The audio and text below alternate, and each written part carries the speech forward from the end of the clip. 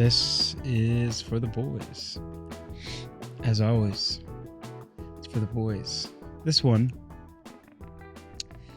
is for the boys who need to attach. This one is for the boys that have felt betrayed, maybe more often than they think they deserve in their life. This is for the boys, or men, although the boys, must be men, we're the boys.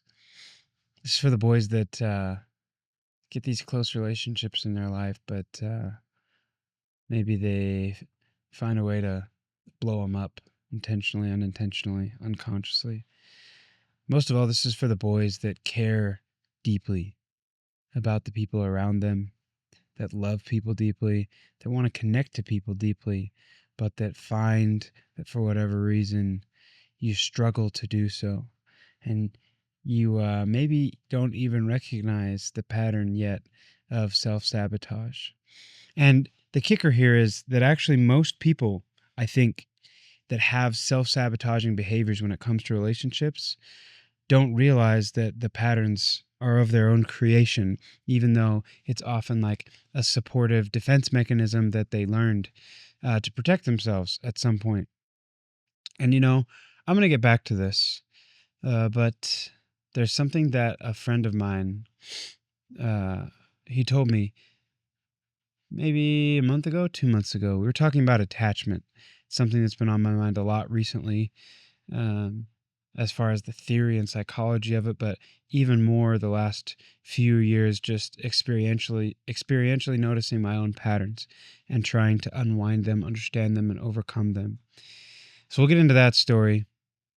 We'll get into a little bit of the theory that I've been learning, and then at the end we'll get into a little bit of how to stop, at least from whatever experience and knowledge I have, how to stop sabotaging their relationships. And pushing away closeness and connection when really that's all any of us want. To start all that, there's this thought that a friend told me. He's a very wise guy. We have a lot of good conversations, deep conversations. And there's one day we were talking about attachment, and I was talking about how we were talking about how we're kind of similar in that we tend to like hyper attach to people and almost creating unfair expectations of people way too soon. And we'll get into why that is in a minute, but he said something that has been resounding in the cabin of the back of my brain. I consider it a cabin because if you ever go in like a wood cabin, you go in like a wood cabin where there's not very much furnishing and you talk in it, it's super bouncy. It's like it's resounding in my cabin. A lot of echoes. And we were talking about it, and he said it kind of in passing. He's talking about attachment and explaining it, and what he said was, yeah, man, it's about learning to love with an open hand. Man, that just kicked me in the balls. In a good way. Yeah, a good way. It shocked me. It hit me hard. That's what I'm getting at. Learn to love with an open hand. Learn to give without expectation of receiving. Learn to have the courage to open yourself even when others around you may not.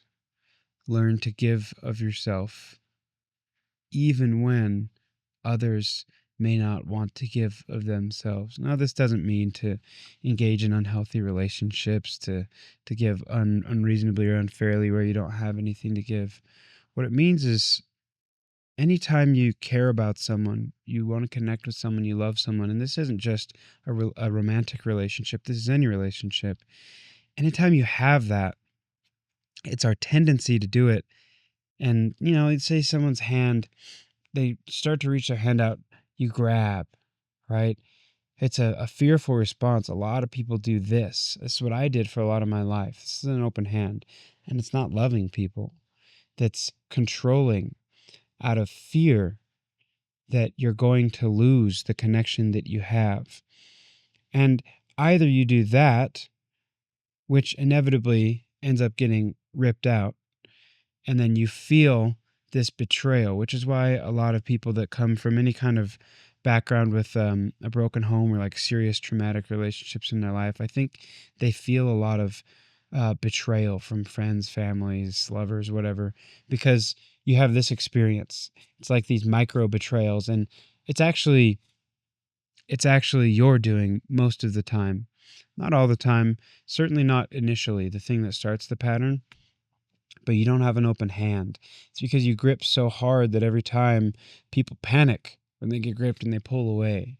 That's what happens. Or you push away because you're afraid that if you grip, you're going to get pulled away. And the real answer is love with an open hand. Here's me. Here's my thoughts. Here's my mind. Here's my heart. Here's who I am. Take it or don't. And that, in my moderately humble opinion, is the most courageous act in the world. That I would say an overwhelming majority of people are not willing to do, but certainly those, like me for a lot of my life, that want closeness and connection in relationships are too afraid to do. And the lesson that I've learned is to let go. And that there is a difference between letting go and pushing away. And there's a difference between inviting and grabbing, hyper attaching. And I see it on this kind of spectrum. And I'm giving all this as a little bit of a forefront, an early taste to the stories I'm about to tell. I see it as like a spectrum, right? Where you have like hyper attachment here, and this is like the super anxious, like hyper codependent. I need someone all the time, whether that's friends or family or relationships. And this one is the aloof. I don't need anybody, completely disconnected. The kicker that most of you don't want to admit, especially if you're on this aloof side. And I know this because I was one of you for a long time. The kicker is that they're actually not two sides of the spectrum. They're flip sides of the same coin. And usually people that are on the aloof side actually feel this deep, deep, deep desire to connect and this fear. And when they get past the aloofness, they hyperconnect. And then they get hurt, which is why they move to the aloofness. And the thing is, it's actually when you get hurt in whatever circumstance it may be, it's your tendency. I think it's a human tendency, especially tendency as men, to go aloof, right? To be stoic, which has become really popular today. And I actually think Marcus Aurelius had some things worth listening to. But for most people, most men today, the interpretation of stoicism is actually cope for not learning how to regulate your mind and your heart, bring them together, and not having the courage to allow yourself to be seen and to take risks to connect with other people. And the topic of letting go is one that just struck me really hard when I've had throughout my life a lot of relationships in which I kind of felt betrayed. And for most of my life, I looked at that and blamed those people. And there was a relationship I had some years ago where I was into this girl, and we had kind of gotten close. I wasn't particularly forthright about what I was feeling because, frankly, I was being a coward. We don't have to get into the weeds of it, but basically, it didn't end well. And at the end of it, I had this thought where I was thinking about it, and I was like, man, like, I can't force the thing that I want to happen to happen. And quick side note, this is why a lot of men get really into the gym when they get into the gym, because it's something that you have perfect control over. And I understand that. And I actually respect it, and I think that it's something that's necessary in the life of any man. The things that you have control over, you should you should put forth exact control over them, because it teaches your conscious and subconscious mind that you are in control of your life. You are an agent, at the very least, that you are in control of yourself, and that you have the ability to change who you are and how you live and what your life looks like. So it's important, but it can become a cope. And for me, fitness was that to some degree. Certainly health became that. It's like, this is something I have complete control over. And it was almost to this degree that health became my God. And it was like, I do this thing, I can control the food that I put in. I can control the health of my mitochondria. I can control the supplements I take. I can control how I feel. I can control my energy. I can control my sleep. I can control my fitness. I can control all these things. And I do that. I'm telling myself at the time I'm doing that because it's the most important thing. But really, it's so that I feel that I have this semblance of control, because you get into this realm of relationships, of connection, of loving people, of being seen. And all of a sudden, you have no control. And in fact, the healthiest relationship is one in which you have no control. And that is terrifying. So you go to these realms that you have complete control. Maybe that's business. It's like, no, I know if I put in this work, if I learn these things, I'm going to get money. Or if I do this thing, I would do this thing, I'm going to build the audience. Or if I do this thing, I'm going to get jacked. I'm going to lose fat. I'm going to fix my gut. I'm going to do X, Y, and Z. All to avoid this realm that requires complete surrender, that requires an open hand, that requires real, honest courage that most are not willing to display. And to the degree that you're unwilling to display that courage is the degree that you will be miserable, in that you won't be able to connect the way that you want. Caveat over. Soapbox down. Going back to the story. I had this realization because I was having these conversations, and I was thinking about it, this kind of relationship with this girl all the time. And I say relationship, but we didn't date. And I wanted to control how the outcome would be. And I had this thought. It was like, Terrell, you need to let go. You need to stop trying to control it, squeeze it to death. But not just that you need to let go. You need to stop trying to squeeze it to death. And you need to stop disconnecting and let go. And that evolved. I had been thinking about that a lot and trying to put it forth into more of my relationships in general. Funny enough, I recently had another experience with a girl. It was better than that one, but by degrees. We had a fun time for a minute. It was like a little fling. And then she just kind of 180'd, well, as things do. But it hit me really hard, for a couple weeks. And it kind of brought me back to the same place that I'd been in before, but worse. And it started bringing up, and it wasn't really because of her, but it made me think about all the other things, the other attachments that I had or that I wanted to have that had been broken, whatever.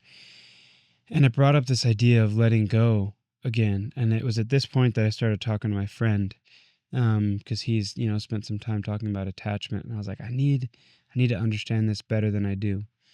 We'll have a lot more episodes on this in the future. But it was at that point I had the conversation with him where he said, dude, it's about loving with an open hand.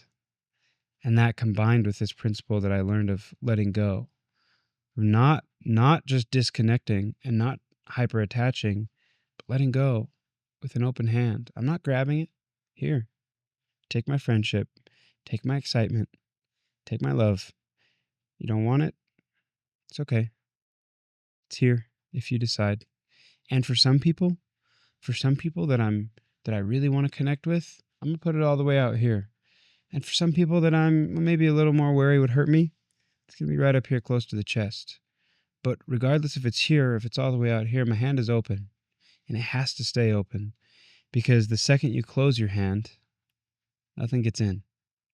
And nothing gets out, but nothing gets in either. And that's no way to live life. And that's the way that I lived most of my teenage until adult years.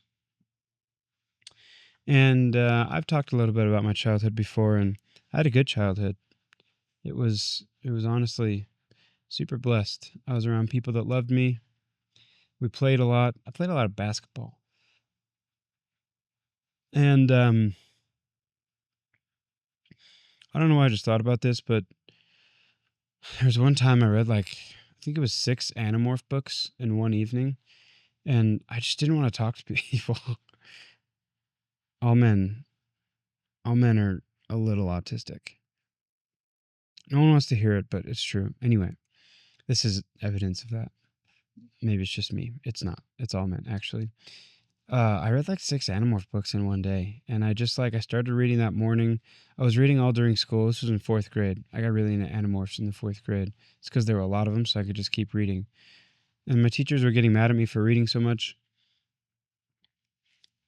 but I didn't really care, so I just kept reading. I might have gotten detention and then just read in detention. I read at recess, and I got home and I kept reading. Went over to my aunt and uncle's house, and I just kept reading all day. I don't know why. It was just really good. And end of the day, I read 6 or 7 books. My mom came in and she was like, "Are you okay?" Because I was in a bedroom reading while my family was all enjoying family dinner.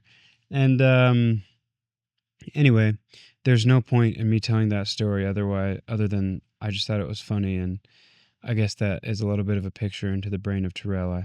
I liked reading, and I still like reading.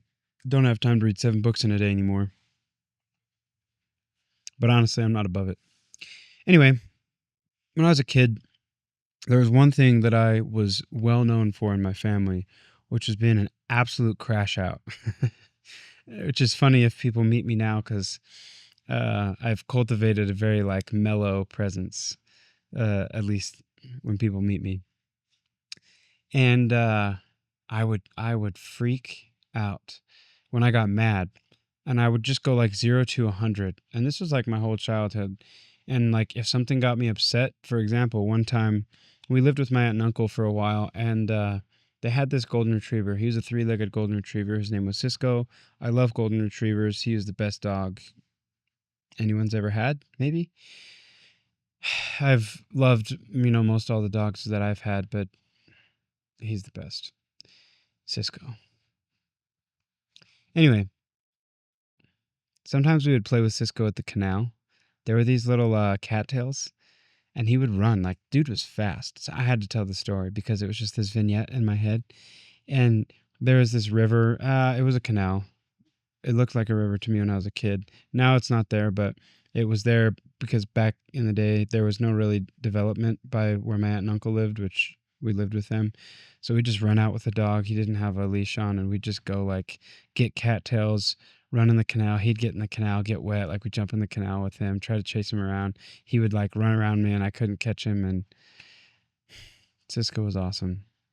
And I was one night crying, just freaking out, because what I would do is I'd get really upset. It wasn't intentional. I was a kid, but I'd get really mad. I've just had always really intense emotions. And so I would get really upset. And when I got upset, I would just and I don't know if I held my breath to be spiteful to my mom as a 7-year-old. There's a possibility, I guess. I've always been a little petty. Or if I just did it because I was freaking out and I didn't know how to handle myself. Either way, I held my breath, and I would hold my breath, and sometimes I would get so mad when I was crying that I'd pass out.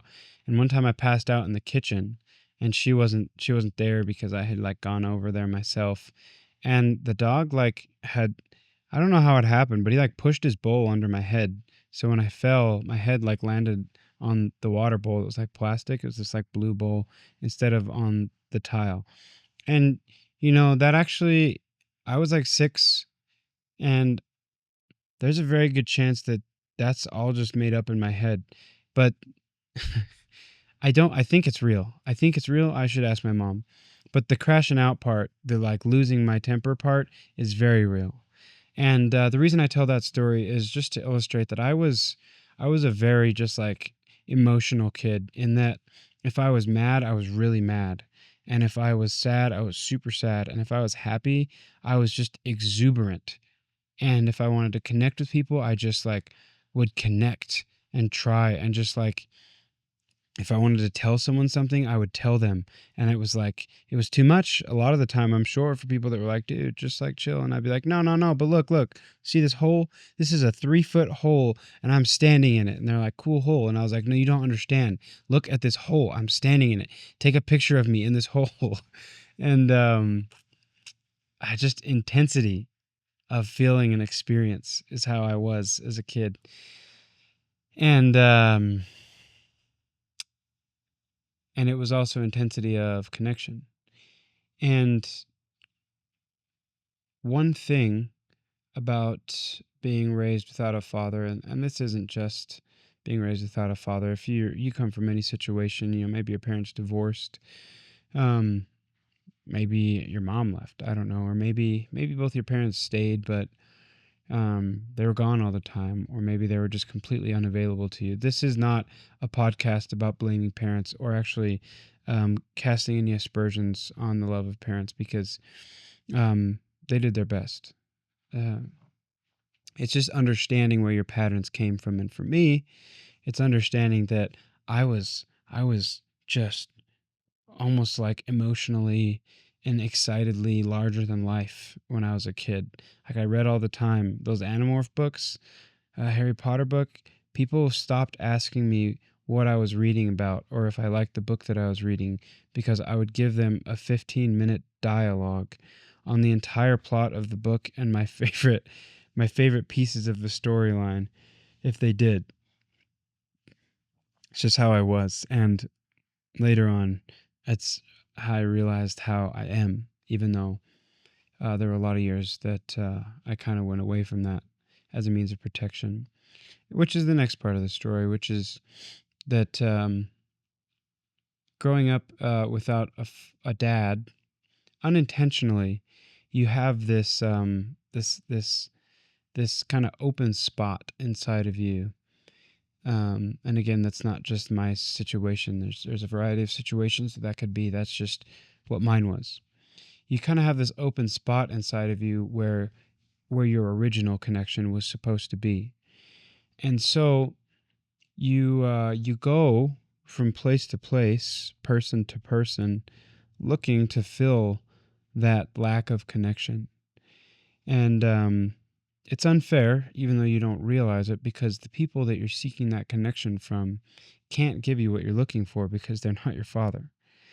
And that's how it was for me. And again, I was a kid. It wasn't like I was doing it intentionally, but I always connected deeply to people. And I think for me, it was this combination of just intensity. In everything I do, I've always been intense. That paired with this kind of lack of connection, this connection hole, that made me just try to connect deeply with everyone all the time. And I did that. And it's like, if I have a friend and I've known you for a week, dude, you're my best friend. And if I don't see you for like months, it's like, whoa, what happened, man? We were best friends. But then we see each other again, we're best friends. Like, if I have a conversation with someone and it was like a really good conversation, I expect, in my mind, we're close friends for the rest of my life. And I was that way growing up. But as a kid, I come from this like hyper intense, kind of hyper emotional way of being, and this desire for a hyper connection paired with this kind of broken missing connection. And as a kid, it's okay, and then you start to get older, and people stop treating you like a little kid and they start kind of treating you like a teenager.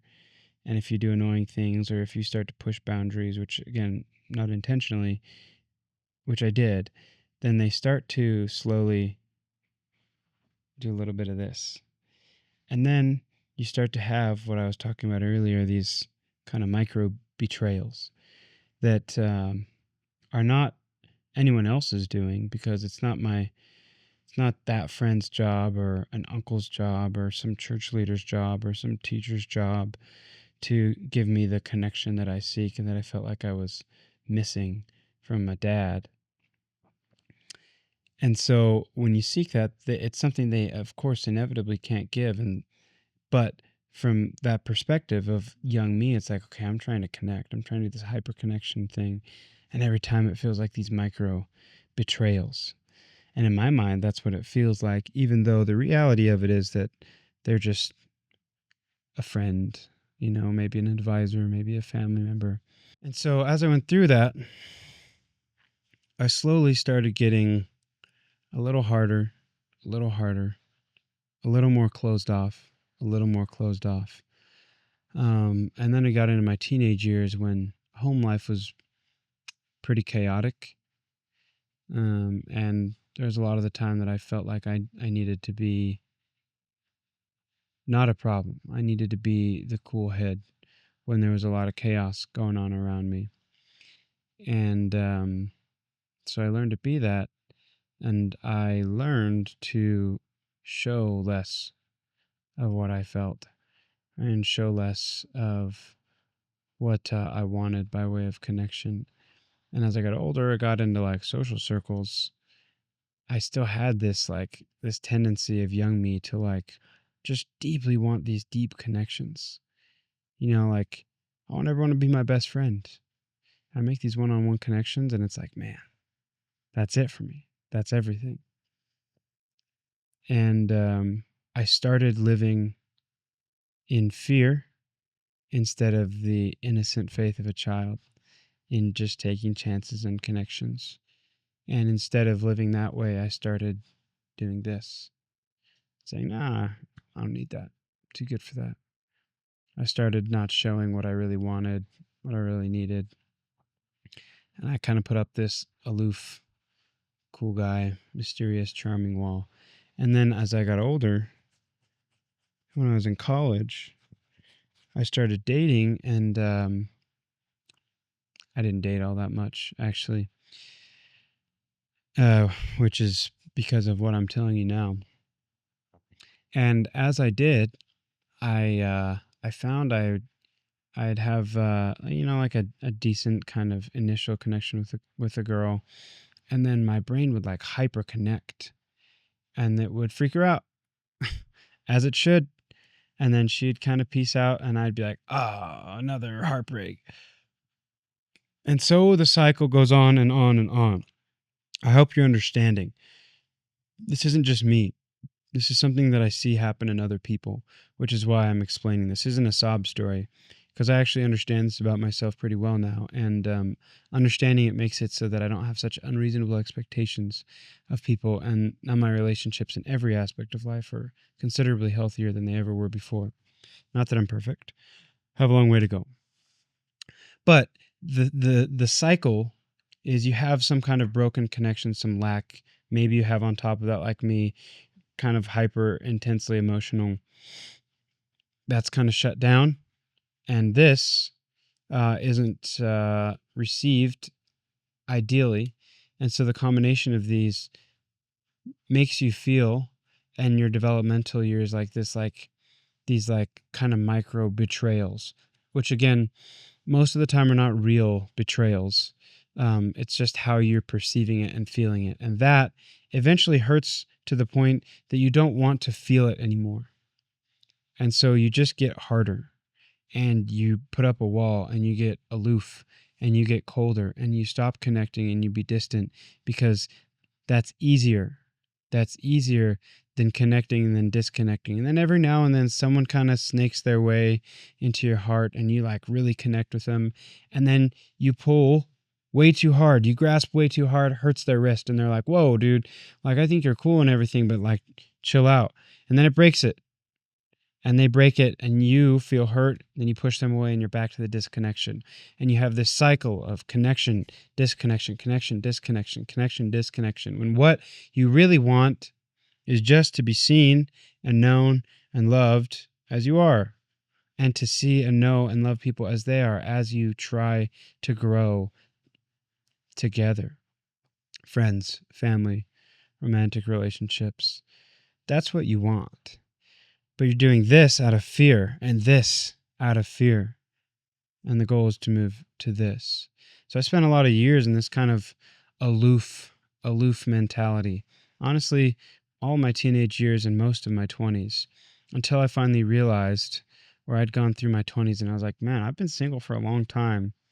Maybe it's worth considering that it's my fault. Which sounds stupid. I know. But sometimes you don't understand your own patterns until you have enough data points to see that it's repeating. And that's how it was for me. And at some point I just sat there and I was like, man, I need to understand how better to connect so that I don't have such unrealistic expectations, but also so that I can get what I want, so that I can find a woman to marry, so that I can have a family, so that I can have the relationships that I want socially, so that I can have people that I'm close with, so that I can improve relationships with family and everyone in between. And so that set me on this path, which is one that I'm still currently on, that's really fascinating to me, of understanding a little bit more about attachment. And that attachment, I think, is actually a skill, but it's one that under the right circumstances in a family with like a healthy mother and father, where you get to see the roles of women and men, masculine and feminine, interacting healthily, and they love you as you are, as you grow, help you to grow. They teach you what it's supposed to be like. The kicker is, of course, there are no perfect parents, which again, this is not a parent bashing show. We love our parents. We appreciate them.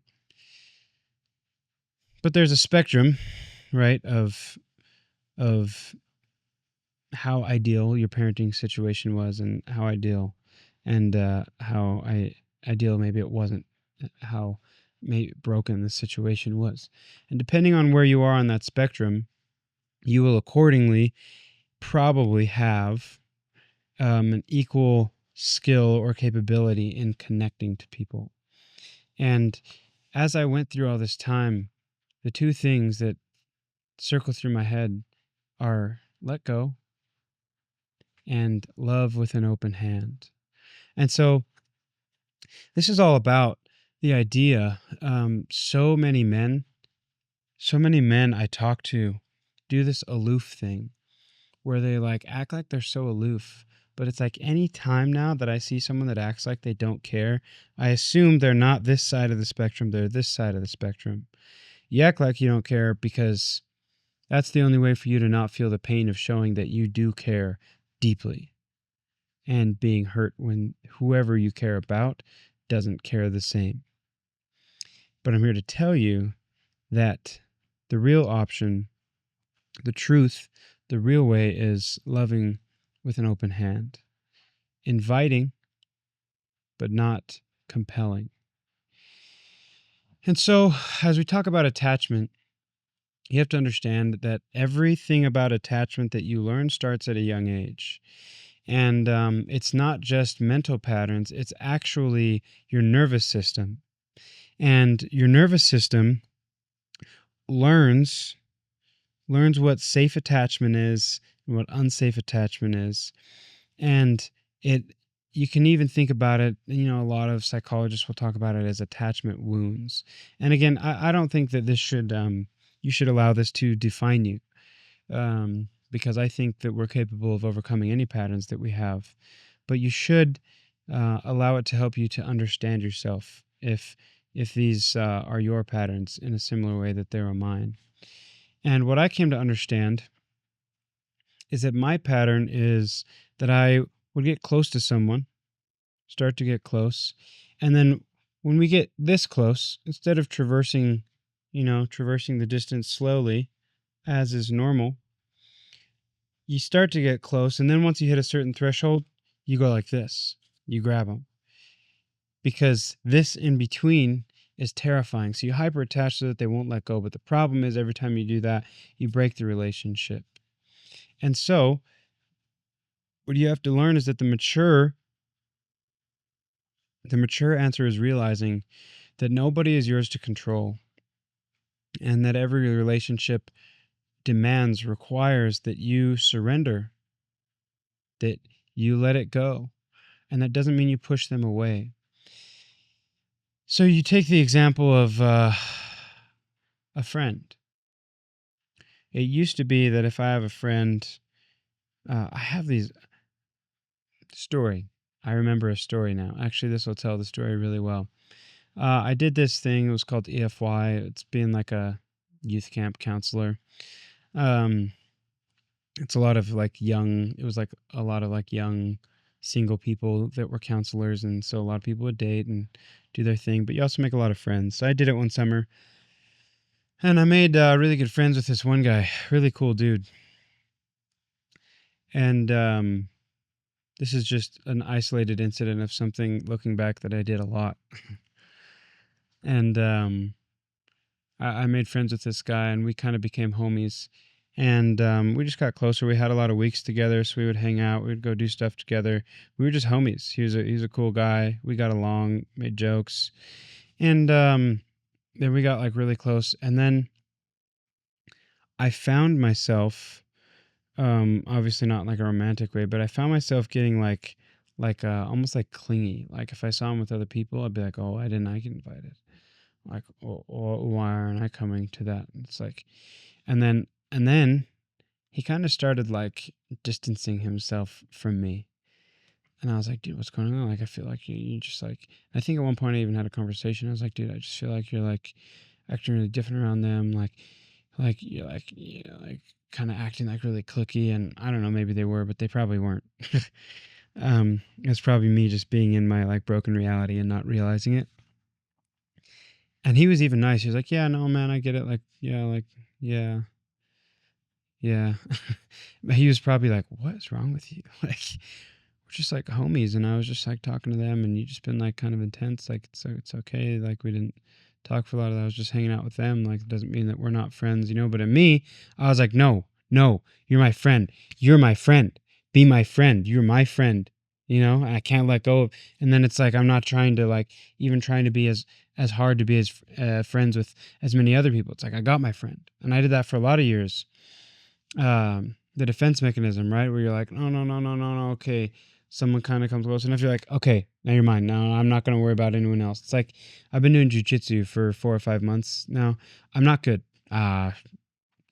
Give me another year or two. I will maybe survive getting choked by the scary guys. In 5 years, maybe I'll be decent. But there's something in jiu-jitsu where these wrestlers will come in. And it's funny because I know wrestlers actually end up making really good jiu-jitsu guys. And obviously they make like the best fighters in the UFC. But the difference between wrestling and jiu-jitsu is that jiu-jitsu is basically like cause someone so much pain that they tap or you break them or put them unconscious, right? Like that's the goal of jiu-jitsu. And wrestling is get their shoulder blades to the mat for 5-10 seconds. I guess if you're doing like Roman Greco, it's throws. But wrestlers, their goal is to get you on your back and squeeze. That's their whole goal. And so you bring a wrestler into a jiu-jitsu gym where a lot of jiu-jitsu guys, not only do they survive on their back, they actually like being on their back, which I don't think is great for like a real fight. Because why would I want to be on my back where a guy can just like rain down blows on me? That doesn't make a lot of sense.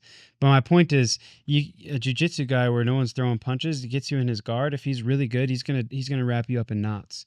And so the wrestler guys, what they'll do is a lot of times they're like really good on their feet. So they'll like get you down. They'll like throw you down. They'll get you on your back. I'm not a great wrestler, so a lot of times they get me on my back.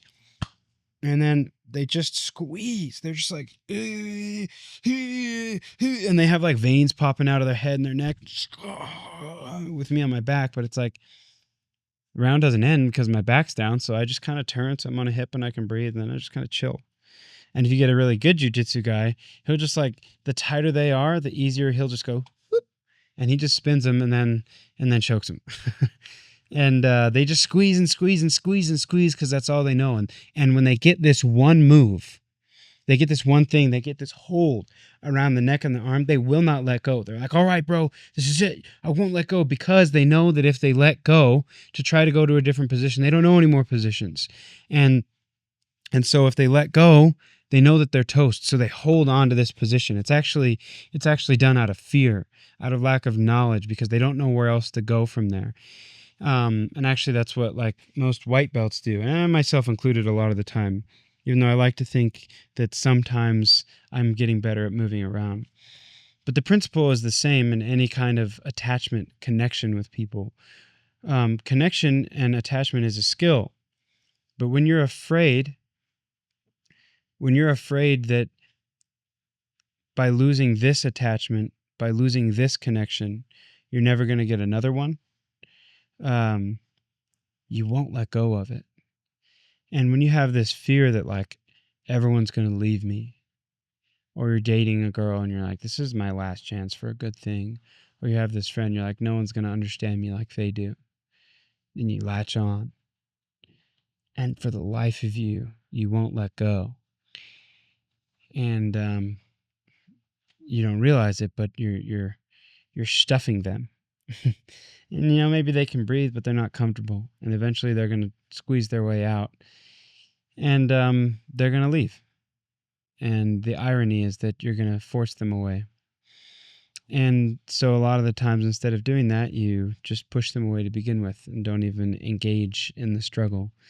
And both of those leave you disconnected, right? But both of them are out of fear. So what does it look like to connect in faith with courage? And that's what my current journey, current endeavor has been. How do I approach the world with an open hand and an open heart? And in the most recent kind of encounter experience I had with this girl, one thing that happened was I kind of got chastised by God, because I realized that I have been the aloof, mysterious guy for a long time, and I allowed myself to sit in this like cool guy, aloof, mysterious. I'm at a party, I'm at the back, I'm not talking to everyone. Maybe I'll talk to one or two guys because that's just what I want. And that's actually how I saw myself for a long time, because I learned over the years that was going to be a lot less painful than trying to hyperconnect and getting what felt like my heart broken 1,000 times. I'm being dramatic. It wasn't like it was devastating heartbreak every time, but like I said, these micro betrayals. So I got hard. My heart got hard, and as I was having this experience, I realized again that I had been falling into this pattern of disconnecting or hyperconnecting. The problem is that when you hyperconnect, especially in romantic relationships, then when you have one you connect with that they finally sneak their way in, you put everything on it, way too much pressure, and you sabotage it. And this is all coming back to this moment I had with God, where I thought about how I'd become the aloof, mysterious guy. And I kind of sat there and I thought, is that who I really am? And then I kind of had this picture of me as a kid, sitting at the kitchen table, and my mom being like, "What book are you reading right now?" And I was like, "Aragon. I'm reading Aragon." I just got to the point where he breaks open the egg and he gets the dragon, and the dragon's name is Saphira. It's the craziest magic. It's the craziest magic. There's this ancient language. He's just learning how to do it from this guy named Brahm. And it turns out Murtagh is his brother. Can you believe that Murtagh is his brother? And so Murtagh and his brother are going and they're fighting the king. Now it turns out the king has a dragon, and then Murtagh turns on him, and now Murtagh is fighting them. But oh my gosh, Murtagh is like a better guy now, and the world building is incredible. I can't believe it. This guy was 15 when he wrote the story, right? And then I think of myself as like a 6-year-old in this hole, and like, hey, guys, I'm in this hole. And they're like, what are you talking about, Vic? Look at this hole. It's a fantastic hole. Or I think about myself as an 11-year-old that got a guitar, and I was like, Mom, I need that guitar. I need it. And then I spent 5 hours learning the guitar, and I think about myself as a teenager, or a kid hugging someone, And I think about myself as a kid, 11-year-old, 12-year-old, meeting someone new and immediately feeling like a best friend with them. I think about myself as a teenager, making these like immediate close friends and just like caring so deeply. I think about myself in my 20s, like trying to fix my health and then trying so hard to like imbue this energy, this passion that I had for getting healthy and like having a good life to everyone around me. And I think about myself trying to connect with everyone around me, trying to share it with everyone around me. And I thought, man, aloof guy is not Terrell. That's the afraid, um, I dare say broken version that I allowed myself to be for a long time. And I had this soft chastisement from God, um, where he said, you have been hiding your light under a bushel, and you can't do that anymore. And it made me think of the Bible verse, of course, where Christ talks about hiding his light under a bushel and being under condemnation for it. And I sat with that for a long minute. And this was actually just weeks ago. And this had been building up for, years. This is kind of like a moment where all the dots connected, and I think God understood that I was ready for this particular lesson. I sat with it, and it was just, again, like, you've been hiding your light. You're not the aloof guy. You're the guy that cares too much, that makes immediate best friends with people you hardly know. And you're the guy that laughs too loud when he's excited about something and tells stories too long when he's excited about them, and like wants to hug the people that he loves, and just immediately wants people to know that he cares about it and that it's so passionate and obsessed with the things that you do and wants to share it with everyone around you all the time. You're the guy that wants to be best friends with everyone you walk in, you see at the party, and you've been hiding that because you were afraid, and you can't do that anymore. You can't hide that light under a bushel. Um, and I sat there with that, and I kind of made another one of those promises to God, similar to the ones that I made a lot of years ago now. And I said, okay, I won't. It took me almost 30 years to figure it out, but I will live with an open hand, and I will show myself. If I have a generous thought, I will say it. If I have an out of pocket thought, assuming it's not, going to get me fired or whatever, I will say it. If I have a text that I want to send to someone I haven't talked to in a while, even if I think maybe it's a little odd, I'm going to send it. If I have a thought to call someone, even though it makes me uncomfortable, I'm going to call them. If I think to ask someone something that's maybe a little more personal about themselves than I would, I'm going to ask them. If I feel the desire to show interest in a girl that I'm interested in, even if she won't be interested back, I'm going to do it with an open hand. If I feel the desire to let someone know I love them, I'm going to let them know I love them. And that's, in the space of weeks, changed the way that my life goes. I send the messages that I wouldn't send before. I make the jokes I wouldn't make before. And again, this has all been a slow climb until this moment where I think God could really pull the blinders off of my eyes and help me see. I was in church on Sunday, and I gave a lesson. And the lesson was about when Christ talks about becoming like a child. And we always talk about how, in Christianity, at least when I'm going to church, we talk about how he says, become like a child. And we think about it like, yeah, just become like a child, just like be humble, like listen to your dad, God the Father, and I think that's true. But I think even more what God was saying is become like you were as a child. Not the innocence, but the exuberance. Become passionate like you were as a kid. Become honest like you were as a kid. Become open like you were as a kid. Become welcoming like you were as a kid. Become obsessed like you were as a kid. Become like you were as a child. And when I was there, I heard this analogy years ago. I don't remember who told it to me, but it was this idea of crossing a river. And obviously any river you cross, even a small river, it's not easy. There's waves. You're probably going to get knocked down. If it's a nasty river, maybe you're going to almost drown. Honestly, if it's a nasty river, actually, you're probably going to drown.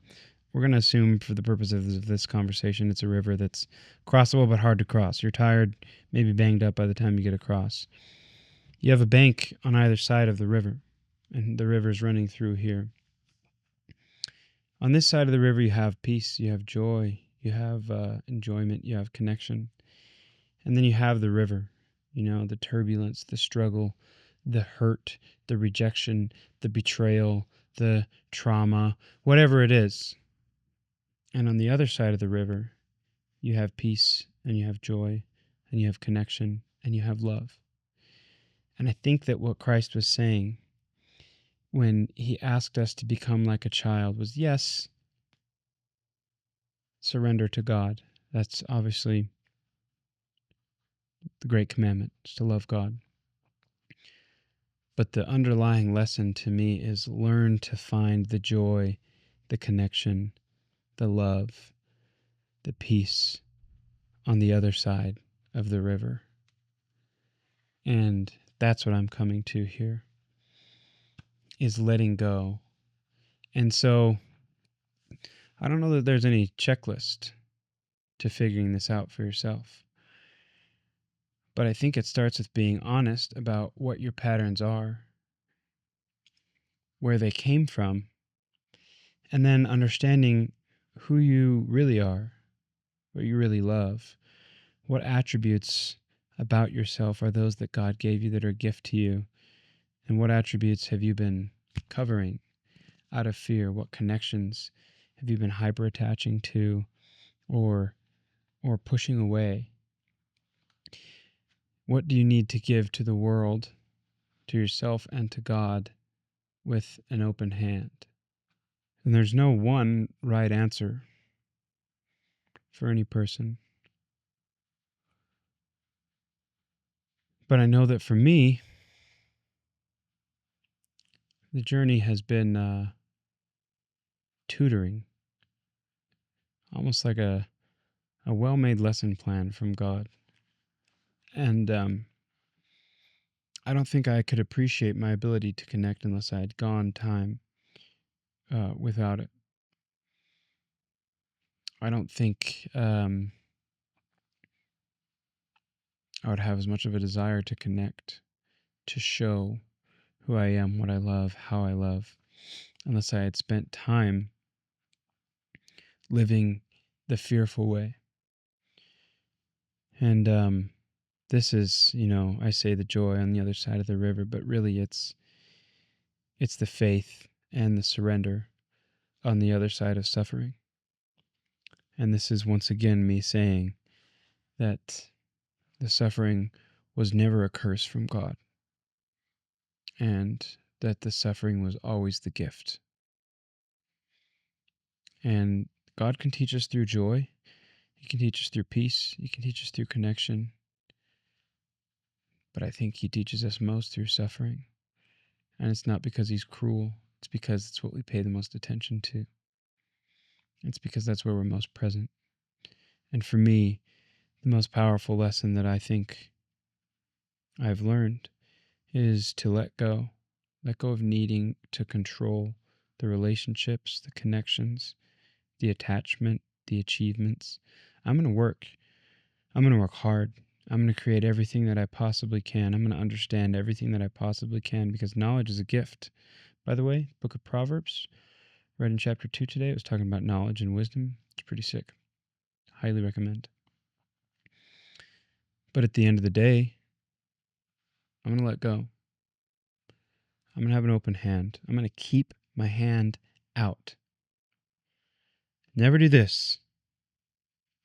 Never do this. Keep it open. Because when you keep it open, You leave it open for God to place opportunities, love, connection in it. You leave it open for other people to place those in. And at the end of the day, there's so many things you can learn about attachment, about psychology, about patterns, about traumatic attachment. And there's a lot that I'm learning, and I'm having a lot of fun learning it, understanding my own patterns, trying to help other people understand their patterns. But at the end of the day, the question is, will you be closed and living in fear, or will you choose to be open? This is safe, but it's miserable, and it's lonely. And this is dangerous, and it requires courage. But this is love. This is connection. The open hand is peace. The open hand is you letting go. And when the world will tell you that it's normal to be stoic, disconnected, unemotional, not intense, to not care about anything, or that it's normal to be neurotic, hyperconnected, don't believe them. The answer is not in between, but above. You don't live in this spectrum. We're in God's spectrum, where we surrender as we give openly and freely of ourselves.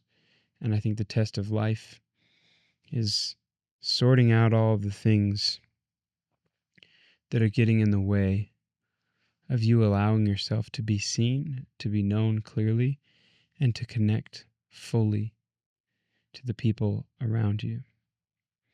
And that's been my story. And so when I go on and on about attachment and how to attach better and all these things, there's so many principles. And there's this book called Attachment, Attached. It's a good book. I'd recommend it if this has been intriguing to you. There's also another called The Body Keeps the Score that talks a little bit about this in relation to the nervous system. Also a really good book. I haven't finished either of them. I don't finish a lot of those kind of like self-help books. I'll read all of them. Probably read like half of it. Get the gist. But that's the story. And it's so funny that I started as a kid with an open heart.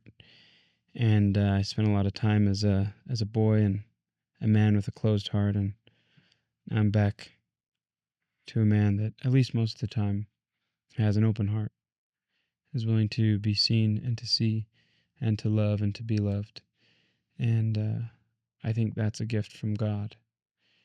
And it's one that I treasure deeply.